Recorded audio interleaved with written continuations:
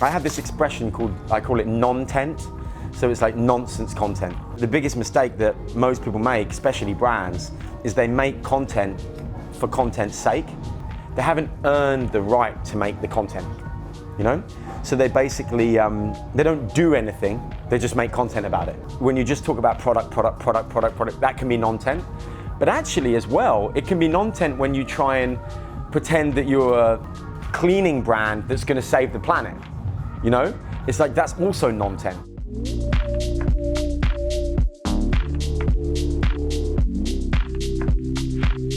If you listen to the media or to normal common sense, innovation has started to mean almost nothing. But the way I think about it, what innovation does mean is creating new market disrupting products, services, and even sometimes new categories. You know, when we start saying that, like, you know, this person is an innovator and this person is an innovator, and it's like, no, hang on, stop.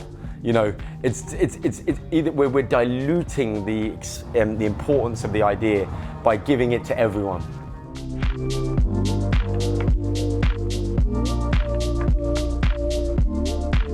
Every single human being in the world is fascinated with fire. We're attracted and repelled by it. We know it's dangerous, but we know it gives us life.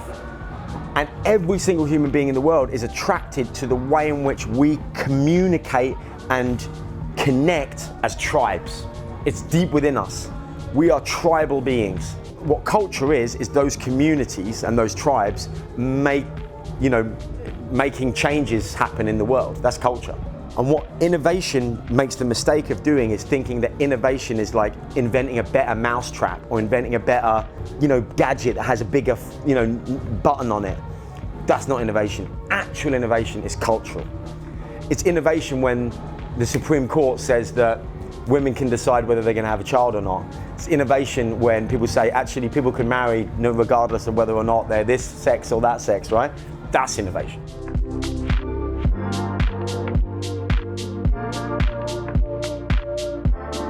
Have you ever seen the DNA helix? It's a double helix, right?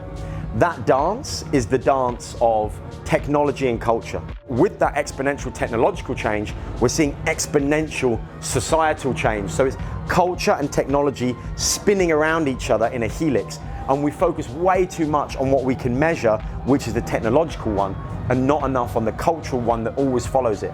That both those helixes, the technology is enabling the cultural revolution and the cultural revolution is driving the technology revolution. But we only focus on the tech conversation and we don't realize that culture is spinning as well.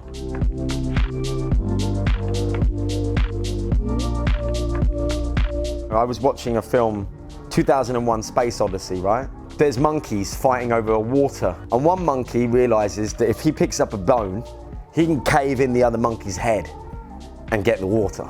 And then he throws the bone in the air and it becomes a spaceship. The mentality of using tools hasn't changed since that monkey figured out how to use that bone.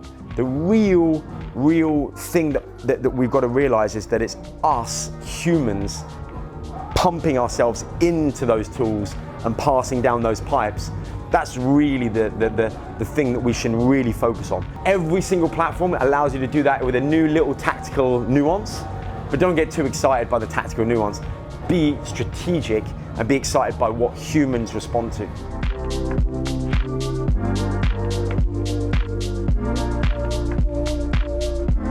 Let's say you call your bank and you get put on hold and you have to sit on hold for 20 minutes listening to that insanely bad music that's like ding, ding, ding, ding, ding. And every now and again they come in and say, your call really means a lot to us, please stay up, right? The only reason that that's allowed to continue is because no one has really empathized with what it's like to be on the other end of that call, stressing out about all the other things, and on top of that injury, be given that insult of having to listen for 20 minutes to some absolutely insanely bad music. The person who figures out that that has to change isn't someone who goes, oh, I'm really clever. It's someone who goes, this isn't good enough for people. We need to do better.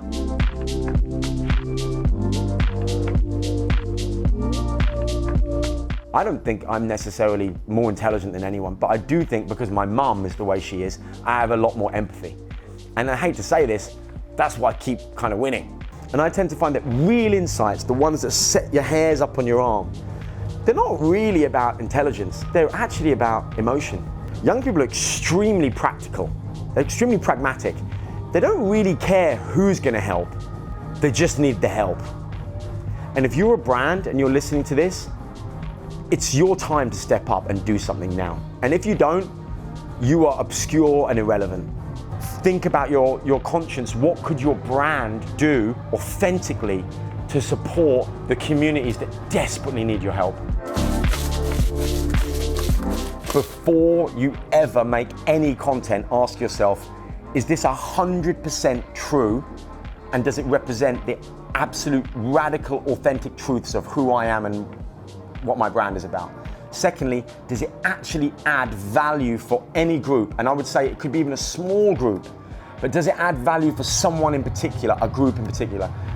Thirdly, I would say, does it come with the intention to 100% move something forward and change something? i.e., have you earned the right to make that content? If you just tick those boxes, then you can go and make content.